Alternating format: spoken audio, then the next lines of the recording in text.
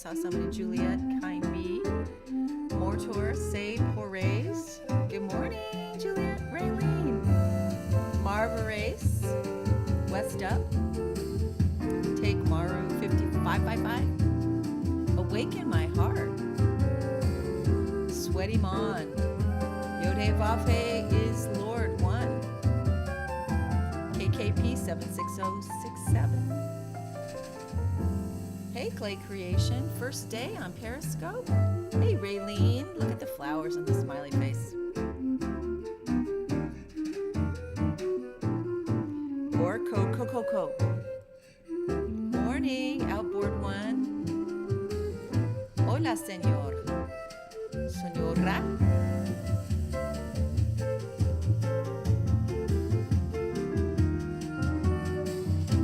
Reach us, kid.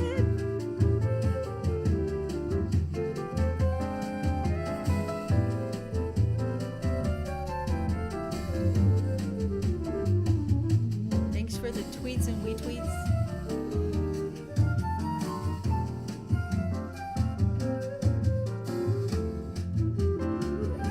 This is flutist Paul Lieberman. He's awesome.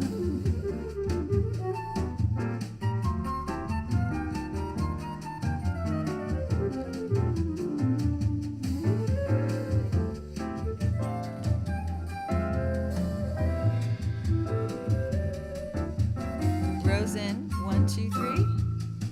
Good to see you guys. We'll just enjoy the flute for a minute and then we'll launch out into something terrifying.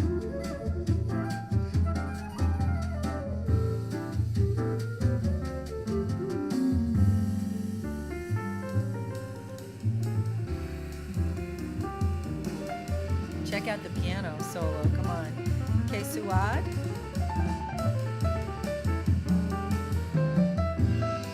Joel Martin on piano. Come on, Joel. K Hayat 87. Sparkling. Hey, Sweaty Mon. I know, well, come on. Anybody can look cool if they play jazz music. Whether we are or not.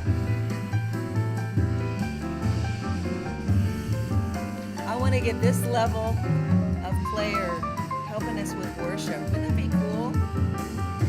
I guess that means I'm going to have to up my game.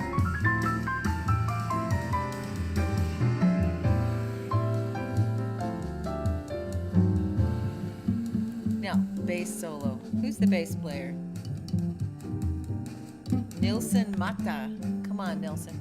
All right, you guys. Thanks for the hearts. Just kind of keep us grounded in reality of there's a lightness to this music that kind of just helps me take off a little bit today.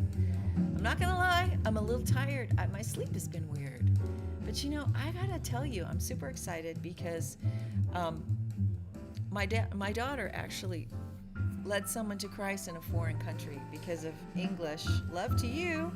And now this person has led others to Christ. And we now have an online church in a closed country with these kids. And today we had a meeting. And what God did for these brand new unbelievers, wouldn't it be great to have worship music like this? Why couldn't we? Doesn't it just make you want to worship God just listening to it? Anyway, God's doing a lot. I'm a little drained because we had this ministry time online with these brand new believers in another country, and wow, it was awesome. It was so good to see what God's doing, and He's so taking me outside of my comfort zone. Hello, Kansas. Hey, Greg. He's so taking me out of my comfort zone because this whole Zoom thing, this whole Zoom thing is really challenging me to experience the presence of God and see people healed and delivered over Zoom.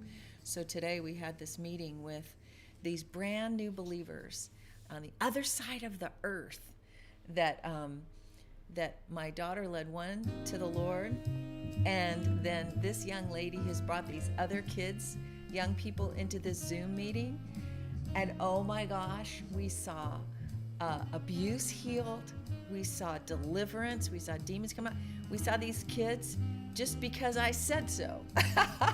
I said, now the Holy Spirit's going to come on you and you're going to begin speaking in another language. And here's what you do. Just open your mouth and let's like, whoa. And the next thing you know, these people in drastically different parts of the earth at the same time are speaking in tongues. Brand new believers who just prayed to receive Yeshua today on this like online thing. Crazy. And then what God was doing with healing their memories and they're so hungry. Yes, Lady Grace. God, these kids are so hungry. It's just stretching me to see what is possible. And so some of these limitations that we're experiencing because of the shutdown is really a rev up, is really an open up. It's really a go word. So you're staying here doing this, but where are we going? What are we doing? What's happening? I don't know, some pretty dynamic stuff. So I just wanted to help us to keep our eye on the ball, because as I said yesterday, where we go one, we go all, trust the plan is not passive. There is no passivity in the kingdom of God. There is no, let me hang out and let somebody else do this thing for me. There is always participatory response to the call of God in fear-free living. Some of us, though, have some fear that we have to do it all, that we're on our own, that really God's not going to show up for us, and He wants to heal that in some of you guys. Some of you who've always had to do it on your own. Some of you who've always had to rev things up and make things happen and keep yourself safe. God is going to do a different kind of work in you, where you're going to need to learn to receive what He's doing and respond to that, not out of the panic of being the one who has to make it happen, who has to keep yourself safe all the time, but as someone who's able to ride the wave of what God's doing in and through you, right? So that's something, but there are a lot of us who just want to sit back and pray for the sparkles to come and make it all better. And what we're learning in this hour is that the Passover requires leaving Egypt. The Passover, the freedom, requires going into the desert, into an unknown place, and being hungry for a while. The Passover, the movement out of slavery into the new way of life, requires us to go where we don't necessarily want to go because there's no surety. You know, it's interesting when the Israelites leave Egypt and they're out there waiting, you know, they've crossed the Red Sea. They just crossed the Red Sea and they're on the other side and they don't have water for a while. They go 3 days without water. Now that's a long time, but I'm guessing that they did probably get some water at the Red Sea. They probably had their water carriers, you know, but it's getting really low. And the next thing you know, they start going to Moses, why did you bring us out here? I mean, why did you do that? What's up with that, Moses? I mean, we had our pots full of meat and we sat around our boiling meat pots and it was just great in Egypt. It was just grand. And you want to go, what Egypt were you talking about? Because that ain't the same Egypt I was in.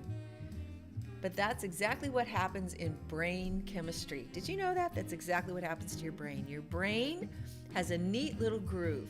And even if that groove is trauma, it's so much more, your brain really likes, your physiology likes the groove of your slavery and my slavery. Our physiology likes default mechanisms where we can go back to what we always thought, what we always did. That thing, you know, the alarm goes off. This is your day to get up to learn to exercise consistently. And your first thought is, I want to go back to Egypt. I don't want to get up. I don't want to change. I don't want to risk. I don't want to partner. I want to go back to Egypt because in Egypt we slept in and we ate pancakes.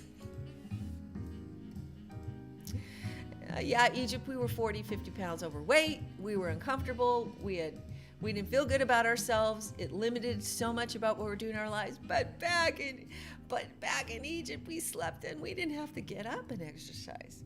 We didn't have to deal with our mindsets. Back in Egypt, we had the pot of the meat. And we said, oh yeah, we were making bricks. And yeah, we were in slavery for 400 years. Yeah, we didn't have any rights. Yeah, but it was so cushy back there where we could go into the groove of our slavery. And this is what happens when the Israelites leave. Come on, Paul Lieberman. This is what happens when the Israelites leave Egypt. They go through the Red Sea. They get this huge deliverance. And now they're out in the wilderness getting thirsty. They realize they're going to need more than what they brought.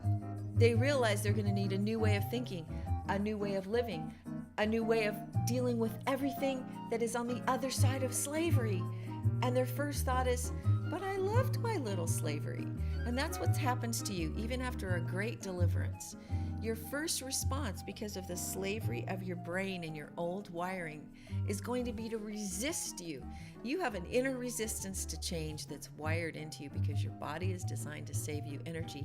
And it takes way less emotional energy to go back to trauma and pain, to go back to depression. Believe it or not, even though we say we're so miserable and we hate it, it takes less mental energy and less strain on our bodies for us just to go back to trauma, to go back to slavery, to go back to old thinking, to sleep through the alarm when it's time to get up. It's easier. It's Egypt. It's where we were. So God is getting ready to transform this ragtag group of people who've just gone through Passover, who've just been delivered like we're delivered out of sin. And he's getting ready to transform them into a self-governing nation. And they hit their first snag in the road, which is they're running out of water. And they have such old thinking. They don't do what Moses taught them. Remember I told you before in the scripture how they looked and saw they looked at the Red Sea. They looked and saw Pharaoh come with his chariots. And all they could think was, we're gonna die. We're gonna get killed. And Moses said, no, don't look. See. Go and look. The Lord, take your stand. Do not fear. Do not fear. Take your stand.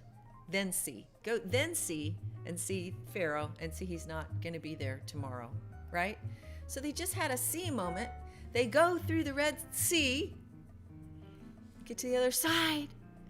Now they're running out of water. And they don't see anymore. They don't see. They're not seeing salvation. They're thinking old stuff and they're stuck. And so they begin the grumble grind. Grumble, grumble, grumble. Oh, it's always me. You have one too. God works a great deliverance in your life. He changes, he shifts you, he gives you opportunity. He takes you into a new place. He's promising you a new mind. He's promising you freedom over your fear. He's promising you that you're going to be transformed. And the first time it gets uncomfortable, the first time you get a little thirsty, the first time you have to see your circumstances differently on your own, the first thing you go is, I'm going to die. It was so much better in slavery. It was so much better when I didn't have to think about trying to bring my body into health or my mind and my thoughts into health. It was so much easier back in Egypt. And this is where you need to see. This is where you need to see what are the options? What are the possibilities? How is God going to provide for me in this new place where my old thinking is screaming at me, where everything about me wants to go back to bed, where everything in me wants the familiarity of my pain and my disappointment and my self-pity and my inner vows that it's always going to be me. I'm always going to get screwed. I'm always going to be the one lost in the desert, left alone, unavailable, screwed as usual. And the Israelites begin a process that winds up keeping them in their desert for 40 years. And is the desert of reinforcing the old thinking.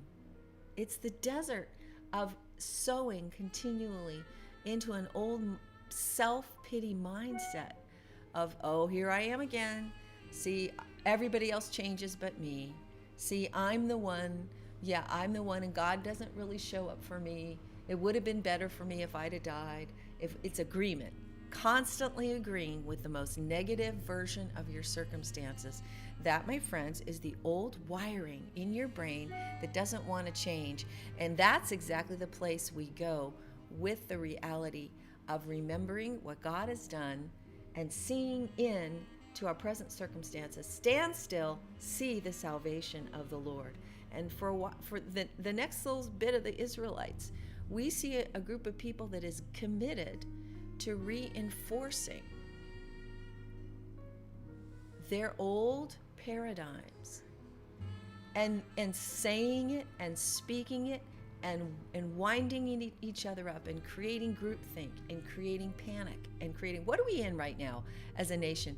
We have a few people who are saying, stand still and see the salvation of the Lord. And then we have a temptation of the masses to think, to think out of poverty, to think out of Egypt, to think like Egypt, to think like slaves, to think passively, to panic, to worry, to think, in Egypt we had more masks. In Egypt we have more masks and gloves, So maybe we should go back there and get some. Instead of like, let's leave virus. Let's leave plague land. Let's go into the new place, right? This is the area we're in. And this is what happens when God is forging a free people. God will allow you to be tested to see how deeply your grooves of old thinking go. One of the first things he'll allow you to do when you commit to leaving the Egypt of your own slavery and your own fear is he'll allow you to bump up against the depth of your previous commitment to the lies you've believed.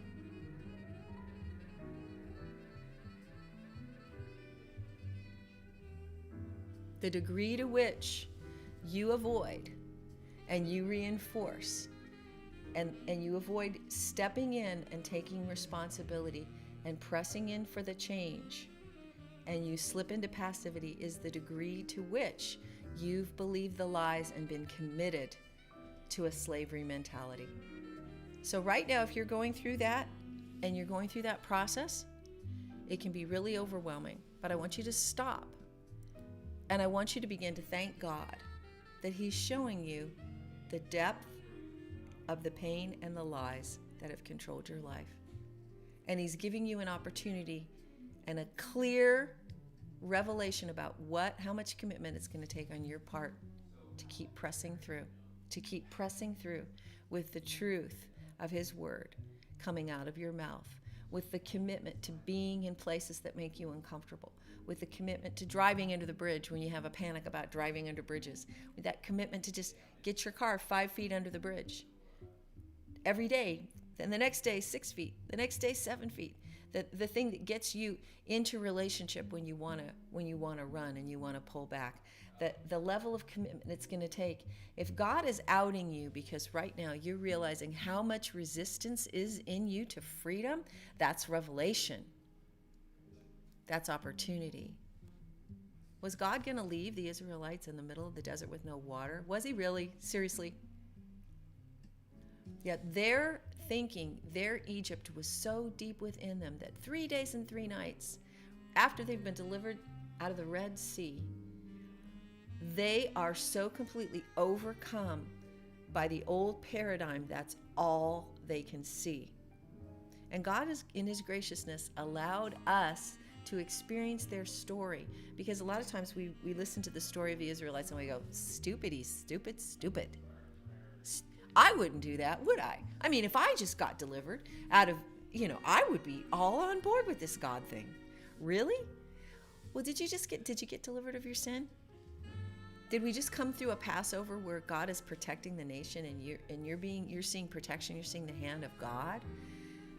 Have you seen God's graciousness? Have you seen God come through to you? And yet, the very moment when you assault something you can't control in the new paradigm, your commitment to the old thinking, the hard, scrabble, crappy grooving in your brain, and the complaining and the reinforcing is deep.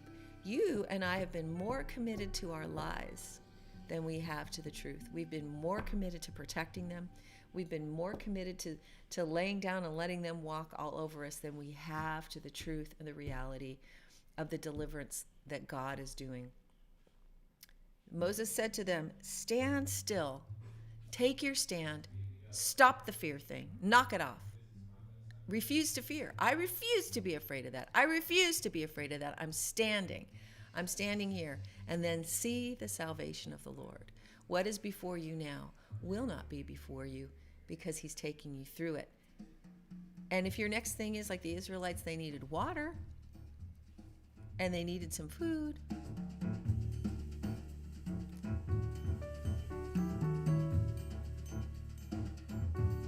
get ready. Salvation's coming. But you need to see how deeply committed you've been to your lies. And God will let you bump into that in the desert. And when you do, take an inventory and go, you know, I really have been committed to believing and falling into things that are super easy for me to go into. But that's going to change today. I'm more committed to getting to the promised land now than I am to living out of slavery. How about you? Just a thought. Just a thought. We'll go deeper. We'll go more. We'll do more stuff. Just wanted to stay consistent. Just wanted to be here because I said I would. And yeah. How committed are you to the process of what it's going to take to get you living in promised land? So do something that scares you, like what? What are you scared of? What's keeping you complaining in the desert? And go after that. I will see you guys tomorrow.